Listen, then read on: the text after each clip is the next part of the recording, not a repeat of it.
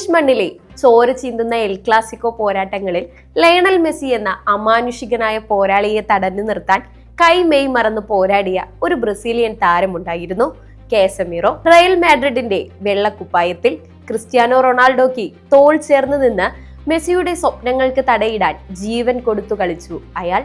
വർഷങ്ങൾക്കിപ്പുറം ആ ലോകോത്തര പ്രതിഭയുടെ കാലടികൾക്ക് മുന്നിൽ നെഞ്ചുരുകി പറയുകയാണ്, ഫുട്ബോളിന് ഒരു ദൈവമുണ്ടെങ്കിൽ അത് മെസ്സി തന്നെയാണ്. എതിരാളി എന്ന നിലയിൽ മെസ്സി തനിക്ക് സമ്മാനിച്ച ഉറക്കമില്ലാത്ത രാത്രികളെ കുറിച്ച് ഓർക്കുമ്പോൾ കാസമിറോയുടെ ശബ്ദത്തിൽ ഇന്നും ആദരവിന്റെയും ഭയത്തിന്റെയും ആ വിറയലുണ്ട്. കളത്തിൽ മെസ്സിയെ ഒറ്റയ്ക്ക് തടയാൻ എനിക്കൊരിക്കലും കഴിഞ്ഞിട്ടില്ല.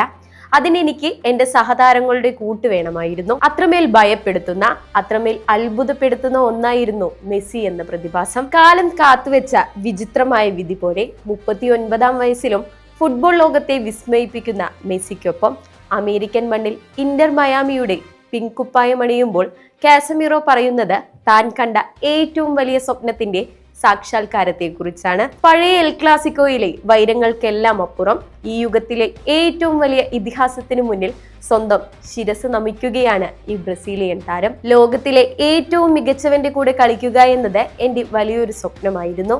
ഇപ്പോൾ മെസ്സിക്കൊപ്പം നിൽക്കുമ്പോൾ ഞാൻ ആ നിമിഷത്തെ നെഞ്ചോട് ചേർക്കുന്നു. ഇനി എന്റെ ലക്ഷ്യം ഒന്നു മാത്രം, ആ ദൈവത്തെ സഹായിക്കുക, അദ്ദേഹത്തോടൊപ്പം ഇനിയും കിരീടങ്ങൾ വാനോളം ഉയർത്തുക.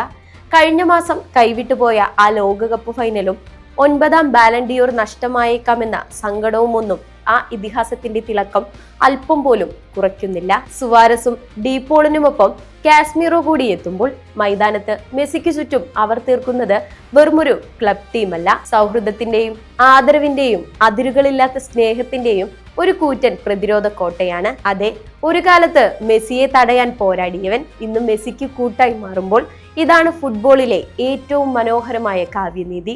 വൈരങ്ങൾ മറന്ന് ഇതിഹാസങ്ങൾ ഒന്നിക്കുമ്പോൾ ഇനി വരാനിരിക്കുന്നത് മാന്ത്രിക നിമിഷങ്ങൾ മാത്രമായിരിക്കും.